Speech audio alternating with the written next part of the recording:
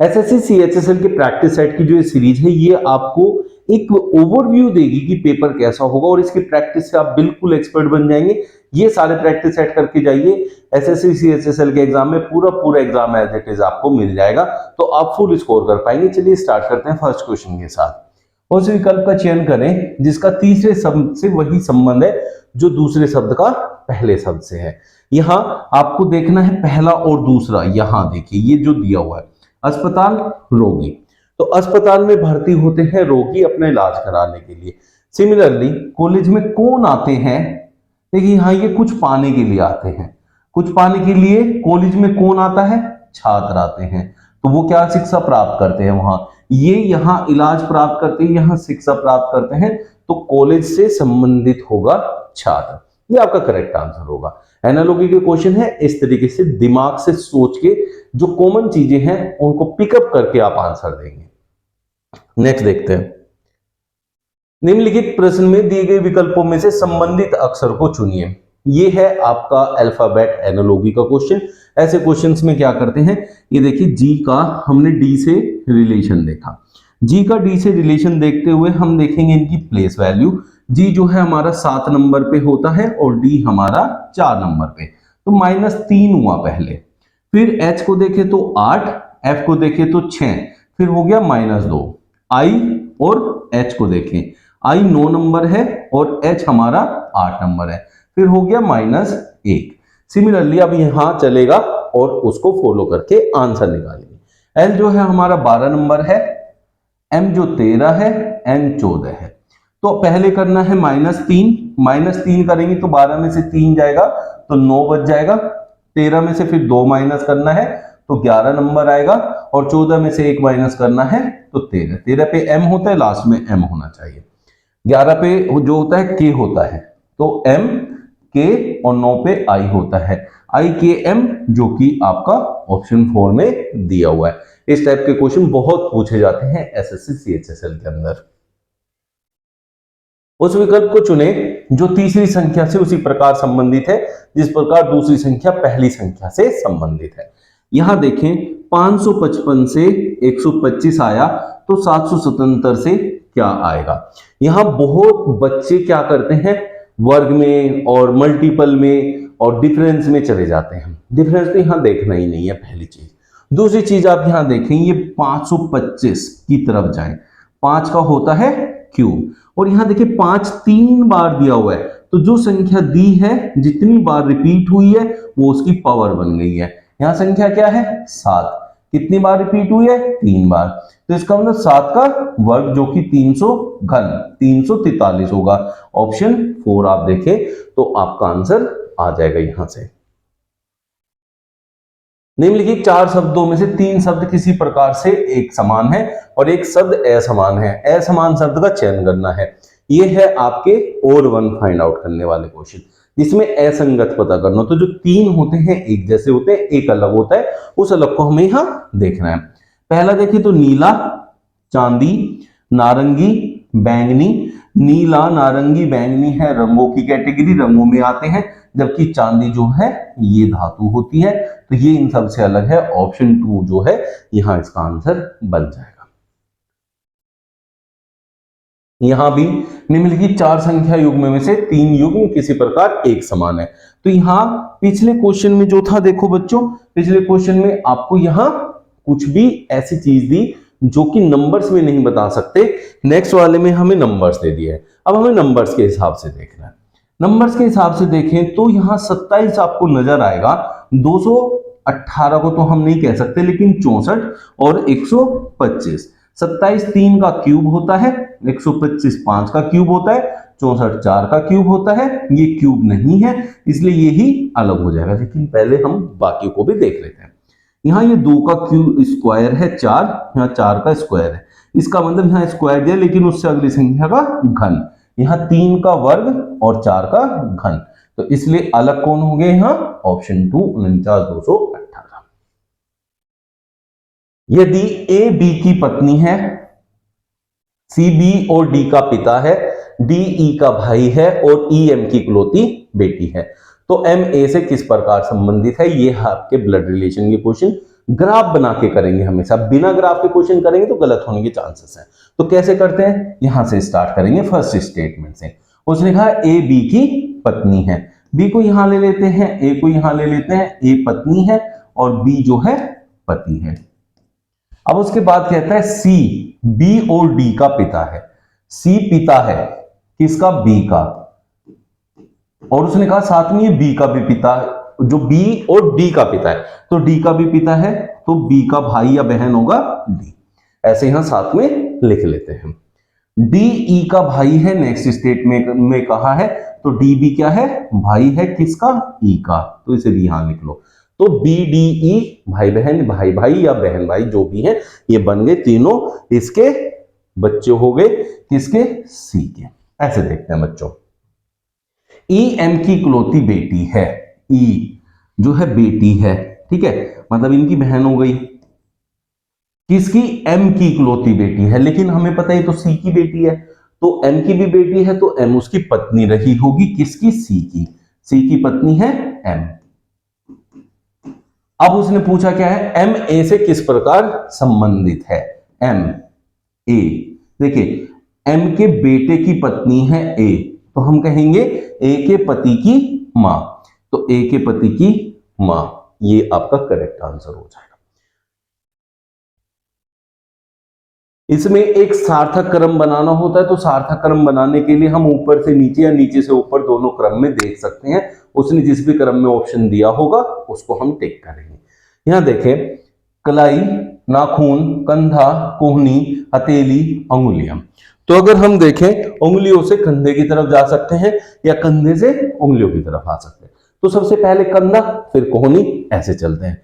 तो कंधा पहले नंबर पे आएगा, तो 3 से स्टार्ट होना चाहिए, 3 से स्टार्ट है हर एक ऑप्शन, तो इसलिए हम उंगलियों से कंधे की तरफ नहीं जाएंगे, कंधे से उंगलियों की तरफ जाएंगे। तो ये बात हो गई यहां।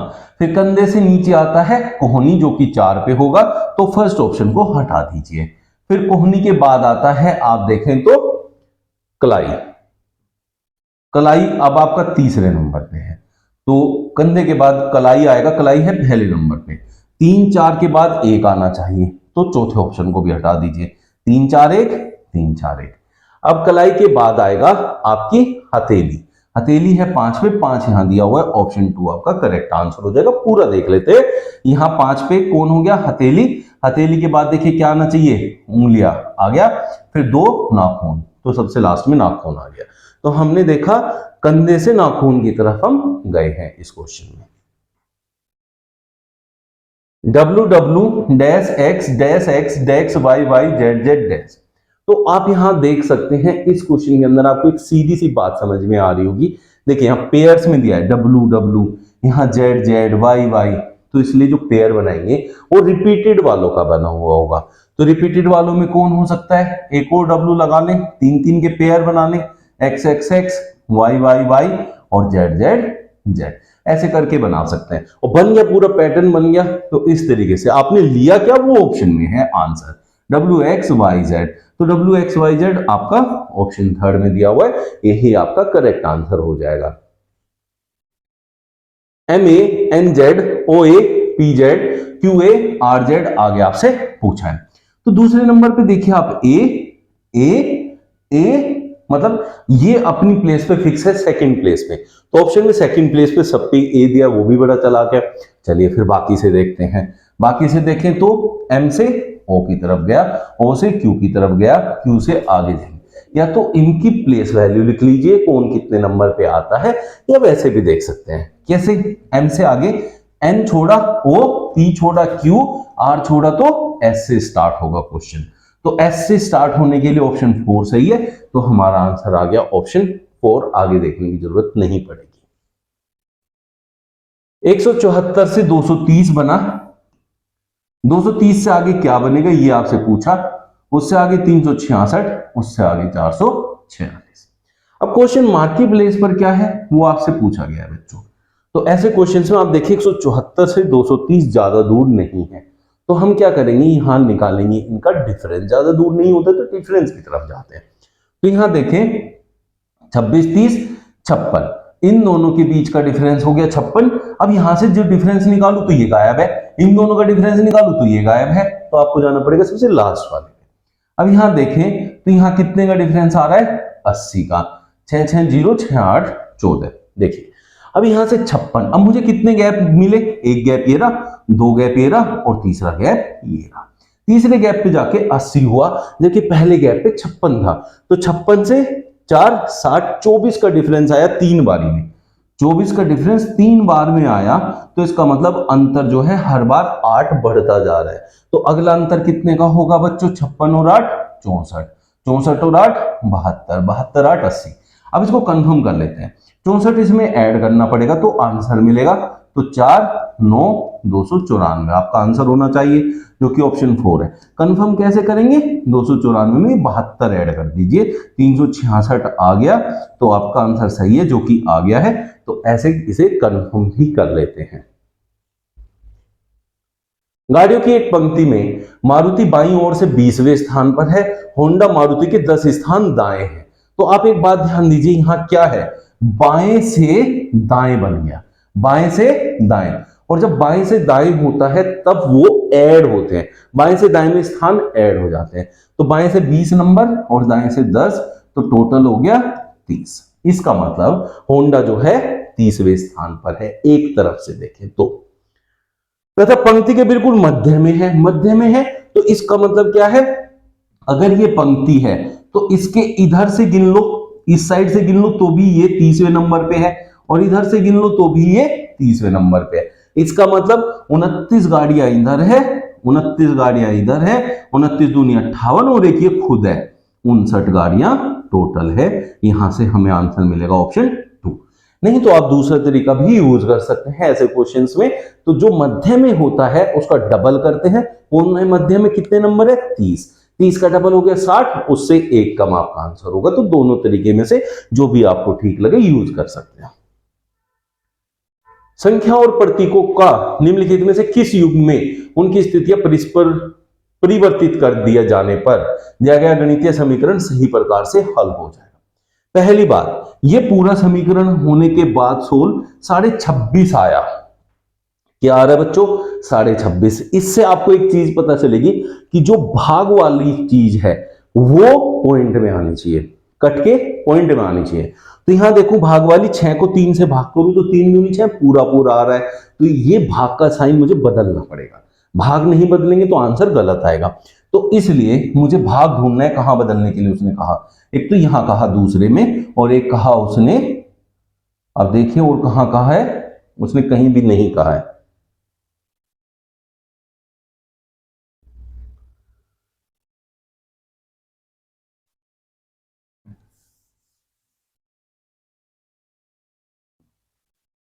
संख्याओं और प्रतीकों का निम्नलिखित में से किस युग में उनकी स्थितियां परस्पर परिवर्तित कर दिए जाने पर दिया गया गणितीय समीकरण सही प्रकार से हल हो जाएगा। तो आप यहां देखिए जो सॉल्यूशन है, आंसर सोल्व करके आना चाहिए 26.5।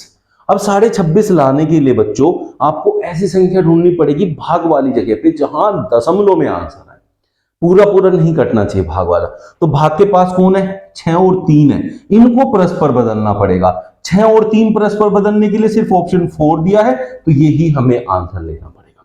अब सोल्व करके मैं आपको दिखाता हूं, ये 6/3 की जगह हो जाएगा 3/6, अगर इनको आपस में बदल देंगे तो ठीक है, ये हमने किया। फिर उसने कहा माइनस और गुणा को भी बदलना है, तो यहां माइनस और यहां गुणा भी करना है, ठीक है। अब यहां से मैं भाग करूं तो ये आ गया 0.5, अब उसके बाद मुझे गुणा करनी पड़ेगी, तो 7 चौक 28 यहां आ जाएगा। फिर यहां देखिए -2 है और प्लस में 28 है, 28 में से 2 जाएगा तो 26, और ये 0.5 ऐड होगा, तो 0.5 ऐड करेंगे तो मिलेगा 26.5, जो कि मुझे चाहिए था। तो ऑप्शन 4 करेक्ट आंसर हो जाएगा। इतनी आसानी से फाइंड कर पाएंगे, बट ये ध्यान रखना कैसे उसको चेंज करना होता है। एक कोड भाषा में ट्रॉपिकल को पोर्टलैकी के रूप में लिखा गया है। तो आप ध्यान दीजिए PORT, ये देखिए ध्यान से, तो यहां से अगर मैं इधर जाऊं PORT, तो इस आधे को रिवर्स कर दिया है। फिर ICAL, देखिए यहां से ICAL, इसको भी रिवर्स कर दिया, आधे को रिवर्स किया फिर आधे को रिवर्स किया, ऐसे करके आंसर लाए।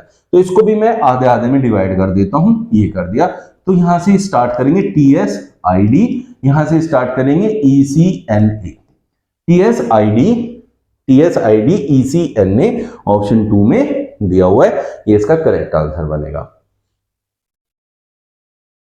यहां देखिए कोयले का ईंधन से जो संबंध है वो ही यहां देखना है आपको, किस में आपको मिलेगा। कोयला किस कैटेगरी में आता है? कोयला एक प्रकार का ईंधन है, तो उसी प्रकार चिड़िया एक प्रकार का जानवर तो नहीं है, तो ये गलत है। चींटी एक प्रकार की कीट है, हाँ है, ये सही है। मुर्गी एक प्रकार का अंडा तो नहीं है, स्तनपायी एक प्रकार का गाय तो नहीं है, तो इसलिए ऑप्शन 2 आपका करेक्ट आंसर हो जाएगा। निम्नलिखित 4 शब्दों में से 3 एक भांति समान है, तो यहां आपको बताना है ओड वन आउट, असंगत, जो सबसे अलग होगा। तो यहां देखें रनिंग क्या है? एक एक्टिविटी है, फिजिकल एक्टिविटी। कुकिंग तो फिजिकल एक्टिविटी नहीं है, तो एक हो गया फिजिकल एक्टिविटी, एक हो गया काम करना, हॉबी, मतलब हॉबी भी कह सकते हैं, या फिर ये कह सकते हैं खाना पकाना। अब इस कैटेगरी में अगर अगला होगा तो ये अलग हो जाएगा, और इस कैटेगरी के दिए होंगे तो वो अलग हो जाएगा। अगला दिया है pushup is also physical exercise, तो ये किस कैटेगरी में पहुंचा? रनिंग वाली में, तो ये सब एक जैसे हो गए। फिर तो अलग कौन हो गया? कुकिंग। 3 एक जैसे हैं, अलग फाइंड करना था, हमने पता कर लिया, cooking is the answer. S गुणा को दर्शाता है, ऐसे क्वेश्चंस में क्या है कि हाँ आपको एक इक्वेशन देगा ऐसे, और इसमें आपको बताएगा कौन से साइन किस अल्फाबेट के लिए है, उनको पुट करना है, बोर्ड मास रूल लगाना है, आंसर लेके आना है। वी के लिए, वी भाग को दर्शाता है, यहां भाग आएगा। आर जो है आर प्लस को दर्शाता है, एस जो है गुणा को दर्शाता है, बी जो है माइनस को दर्शाता है। ऐसे करके आपको ये दिया हुआ है। तो सबसे पहले भाग करते हैं, 30 को 2 से भाग करोगे तो बच्चों 15 मिल जाएगा। फिर गुणा करते हैं, 3 जंग 18, अब यहां प्लस और यहां माइनस, 18 5 13, क्योंकि माइनस करना है, 13 और 15 होता है 28, जो कि ऑप्शन 4 में दिया हुआ है। तो इस तरीके से आप लोगों ने पहले साइंस लगाने हैं जैसे वो दर्शाता है, और दूसरा फिर बोर्ड मास रूल को फॉलो करना होगा। बोर्ड मास रूल के बिना नहीं कर पाएंगे, बोर्ड मास रूल के बिना करेंगे तो गलत हो जाएगा। ये कथन निष्कर्ष का क्वेश्चन है। पूरे ऑप्शंस मैंने नहीं लिए हैं, क्योंकि आपको बस वो देखना है कौन सा अनुसरण करता है, तो वो हम यहां से फाइंड करेंगे। हो जाएगा सभी नीले हरे हैं। अगर ये नीले हैं, सभी नीले हरे के अंदर आ रहे हैं, तो हरे यहां बना लेते हैं। सभी पहले सभी वाले बनाते हैं। सभी लाल पीले हैं, सभी लाल, यहां लाल है, तो ये सब पीले के अंदर आएंगे, यहां बना लेते हैं। ठीक है, अब दूसरे पे कुछ पीले हरे हैं, कुछ पीले हरे हैं, तो ये दोनों एक दूसरे से कुछ ना कुछ तो कॉम्बिनेशन बनाएंगे। अब उसने कहा निष्कर्ष में कुछ लाल के नीले होने की संभावना है।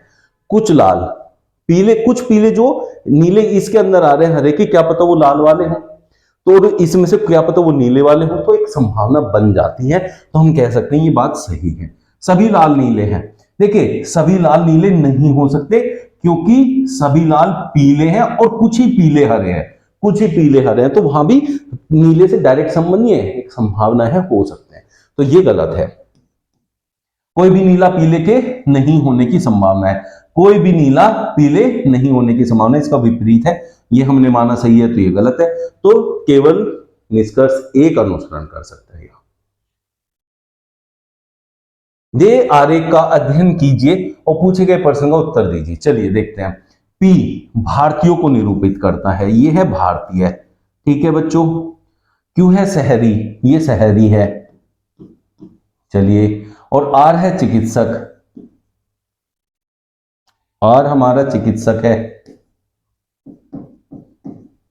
अब देखें उसने पूछा क्या है, भारतीय चिकित्सकों की कुल संख्या कितनी है, भारतीय और चिकित्सक।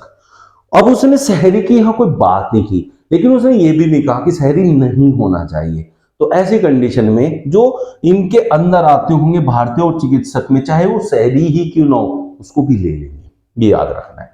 तो भारतीय और चिकित्सक, भारतीय ये और चिकित्सक ये, इन दोनों में कॉमन, देखिए इसमें और इसमें जो कॉमन है वो लेना है। कॉमन पार्ट आ गया 7 और 6, तो 6 + 7 हो गया 13। हालांकि बच्चे कंफ्यूज हो जाते हैं कि यार ये शहरी में आता है, शहरी तो उसने नहीं बोला है। अगर वो कह रहे हैं शहरी नहीं है तब इसको नहीं लेंगे, लेकिन उसने कहा चिकित्सक और भारतीय, उसने ये नहीं बोला शहरी होना चाहिए कि नहीं होना चाहिए।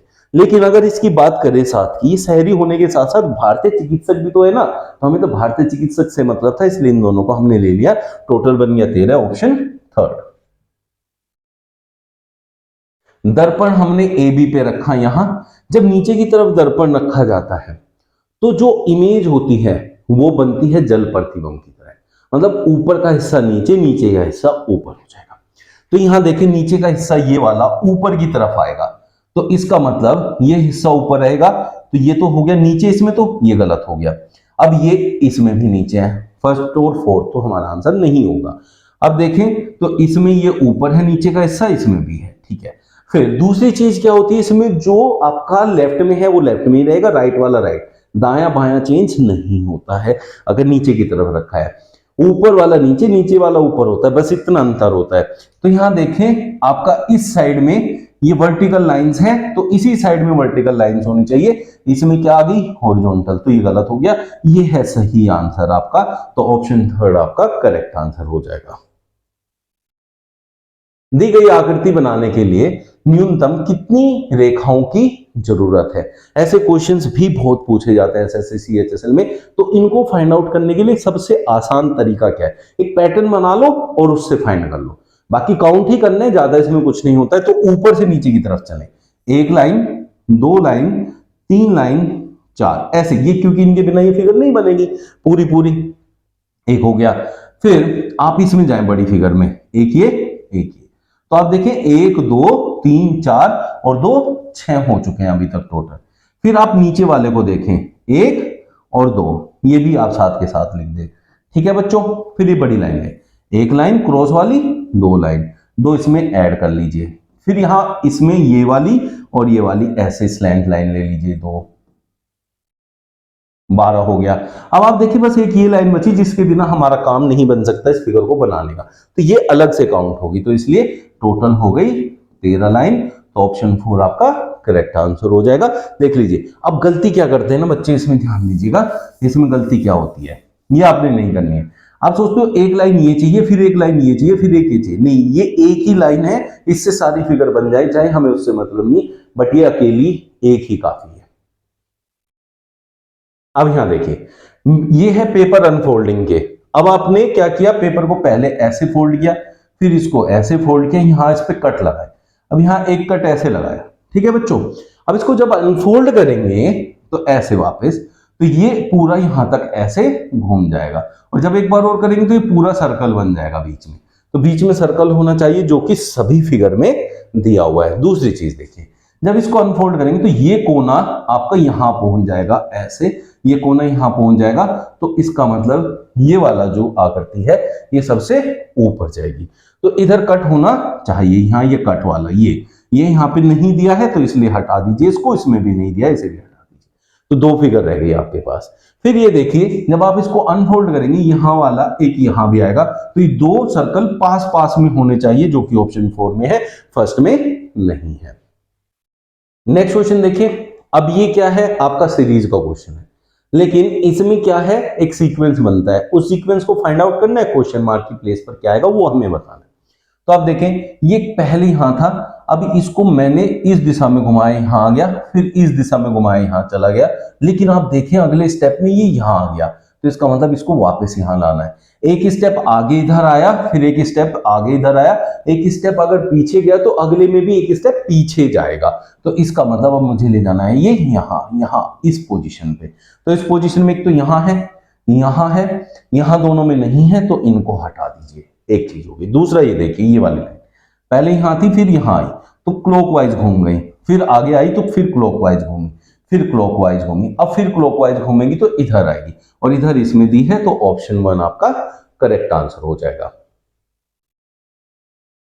प्रश्न आकृति ये देखिए फोल्डिंग एंड फोल्डिंग का क्वेश्चन है, ये इधर फोल्ड हुआ, फिर हमने इसे नीचे की तरफ फोल्ड किया, यहां हमने इस पे एक बॉक्स बनाया, थोड़ा टेढ़ा है, जब हम इसको अनफोल्ड करेंगे ऊपर की तरफ तो थोड़ा टेढ़ा ही बनेगा, लेकिन ये किस डायरेक्शन में, देखिए ये ऐसे बनना है पहले, तो थोड़ा टेढ़ा, तो ये सब में ऐसे ही दिया हुआ है। दूसरी चीज क्या है कि यहां देखिए ये बिल्कुल ऐसे बना हुआ है, ये इधर की तरफ टेढ़ा है, जबकि वो इधर की तरफ टेढ़ा दिया हुआ है, तो ये वाला तो लेंगे नहीं, अब ये वाला लिया, जब इसको ऊपर की तरफ करेंगे बच्चों तो ये इधर की तरफ ना झुक के उधर की तरफ झुकेगा, क्योंकि पेपर थोड़ा टिल्टेड है।